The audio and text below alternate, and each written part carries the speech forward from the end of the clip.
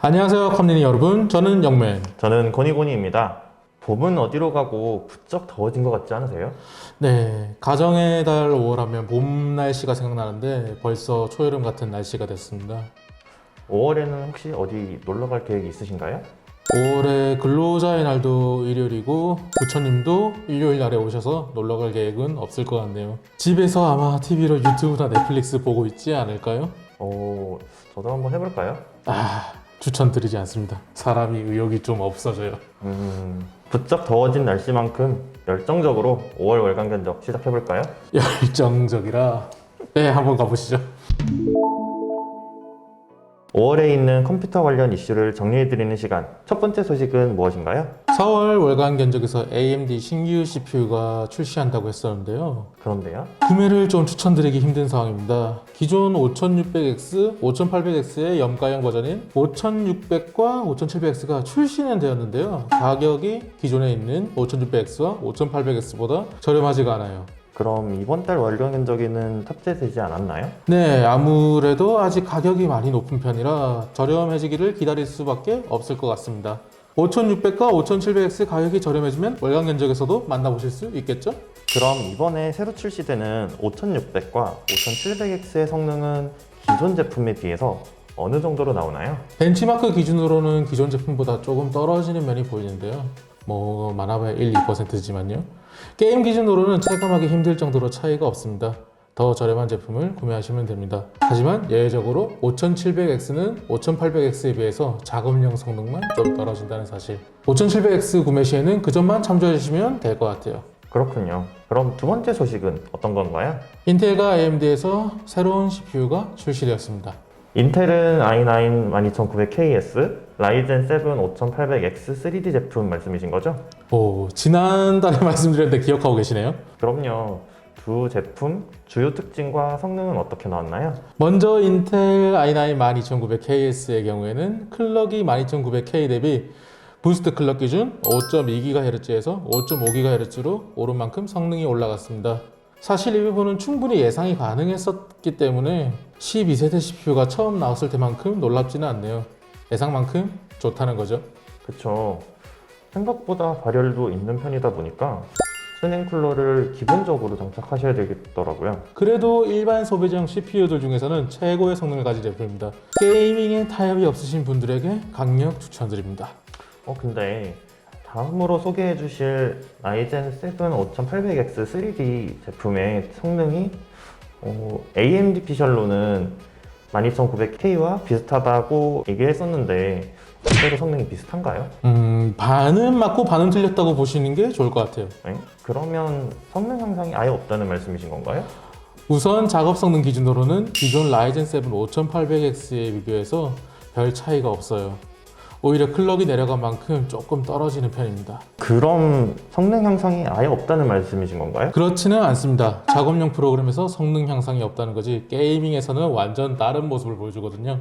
그러면 게이밍에서는 좋다는 말씀이신 건가요? 네, 한 세대 차이가 나는 듯한 정말 대단한 게이밍 성능을 보여줍니다. 특히 상대적으로 최적화가 덜 된 온라인 게임에서 성능 향상이 크게 두드러지는데요. 대표적으로 로스트 아크와 배틀그라운드가 있습니다. 해당 게임에서는 12900KS보다 훨씬 프레임이 잘 나옵니다. 그러면 게이밍 유저분들은 갈아탈만 할까요? 지금 판매하는 가격대가 좀 많이 높다고 생각이 되는데요. 가격이 안정화된 기준으로 말씀드리겠습니다. 신규 제품으로 구입하실 때에는 특정 게임 기준으로 12700K보다 더 좋은 선택이 되실 수 있습니다. 기존 AMD 게이밍 PC를 사용하시는 분들 기준에서는 업그레이드용으로 구매하시면 최고의 선택지가 될 겁니다. 단순 3D V캐시 적층한 걸로 이 정도로 성능이 증가하는 걸 보니 추후 젠4 아키텍처의 3D V캐시 적층 시 성능이 더 기대가 되네요. 그리고 AMD가 CES에서 말했던 것처럼 실제로 12900K보다 높은 게이밍 성능이라고 하는데 가성비가 좋은가요?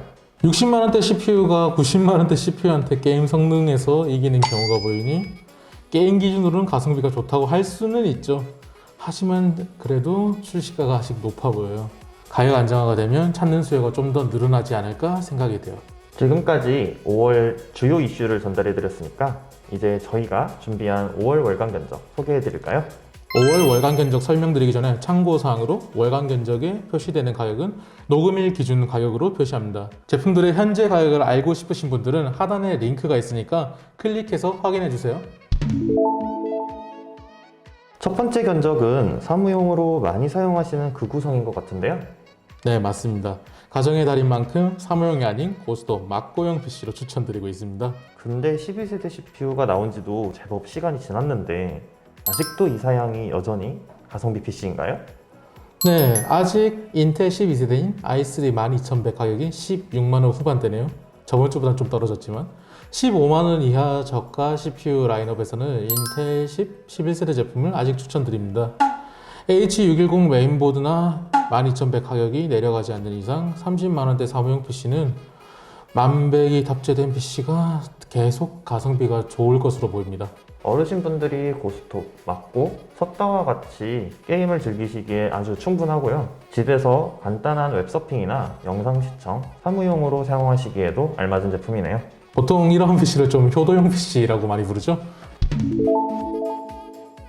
두 번째 견적은 첫 번째 견적에서 CPU가 5600G로 변경된 견적인가요? 첫 번째 견적 대비 CPU 개수는 2개가 증가했고요. 게이밍 성능도 2배가량 증가된 PC입니다.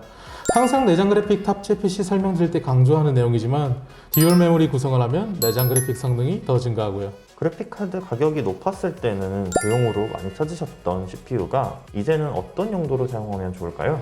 여전히 가성비로 마인크래프트 같은 캐주얼 게임 하시기는 좋고요. 요즘은 잘 구성 안 하시지만 거실에 두는 HTPC용으로도 괜찮죠. 그리고 아무리 그래픽카드 가격이 떨어졌다지만 아직 완전 복구는 되지 않았네요. 그런데 그만큼 성능이 좋다는 건 첫 번째 견적에 비해서 가성비가 안 좋다는 말이지 않나요? 아니죠. 가격은 첫 번째 견적보다 비싸긴 하지만 내장 그래픽의 성능 차이가 크기 때문에 첫 번째 견적에 비해서는 두 번째 견적을 구매하시면 더 오래 사용하실 수 있을 거예요. 아, 그런 차이가 있군요. 네, 추가적으로 사무용 위주로 쓰시면 240GB SSD도 괜찮으실 텐데요. 가정용으로 쓰시는 경우에는 500GB SSD로 변경 추천드립니다. 게임이나 사실 프로그램 몇 개 설치하면 금방 240GB는 차더라고요.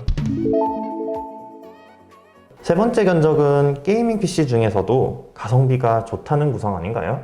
그렇죠. 그래픽카드의 가격이 내려오면서 가성비가 더욱더 좋아진 견적입니다. 견적 구성 소개해 주시죠. CPU는 1년 내내 스테디셀러죠. AMD Ryzen 5 5600X가 탑재되었고요. 그래픽카드도 엔비디아의 RTX 3060 그래픽카드를 탑재해서 게이밍 성능도 갖춘 견적으로 구성해 보았습니다. 그럼 램은요? 당연히 16기가로 구성해 주셨겠죠?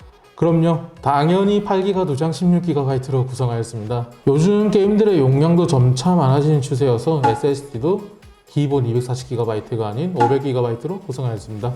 근데 CPU 쿨러가 기본 쿨러가 아닌 파워형 쿨러로 구성해 주셨네요. 아무래도 5600X가 조금은 발열이 있는 편이죠.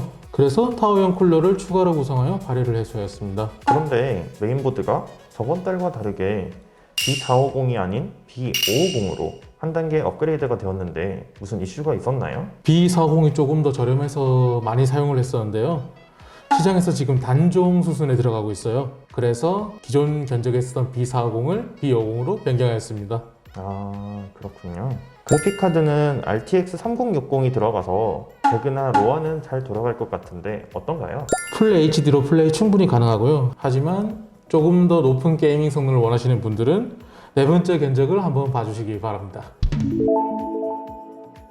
네 번째 견적은 세 번째 견적보다 조금 더 높은 그래픽카드인 RTX 3060 Ti가 탑재된 견적이네요. 네, CPU는 i5 12400F로 구성했고요. 그래픽카드는 세 번째 견적보다 한 등급 더 높은 지포스 RTX 3060 Ti를 탑재하였습니다. 그러면 세 번째 견적에 탑재되었던 RTX 3060과 비교한다면 게이밍 성능은 얼마나 더 좋아지는 건가요?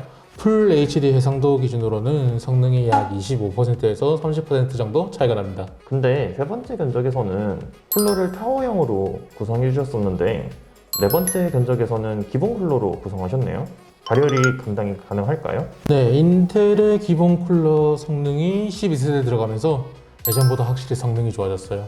그래서 i5에서 충분히 발열 감당이 가능하더라고요. 공정 미세화로 CPU 발열이 좀 줄어든 것도 있고요. 그래서 가성비 확보를 위해서 타워형 쿨러를 기본 탑재하지 않았습니다. 타워형 쿨러 기본 탑재 제품을 원하시는 분들은 게이밍 추천 조립 PC i516 같은 제품도 있으니 추천드리겠습니다.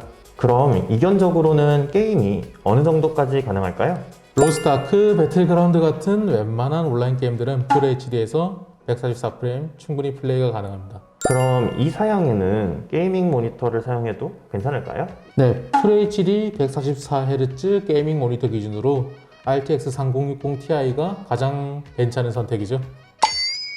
영맨과 고니고니가 준비한 5월 월간 견적은 여기까지입니다. 끝까지 시청해주셔서 감사합니다. 세 번째 견적은 고니고니픽, 네 번째 견적은 영맨픽으로 선정되어 5월 한 달 동안 컴퓨전에서 할인된 가격으로 만나보실 수 있습니다. 많이 찾아주시고 지금까지 재밌게 보셨으면 좋아요, 구독, 알림 부탁드립니다. 지금까지 저는 영맨 저는 고니고니였습니다. 뿅!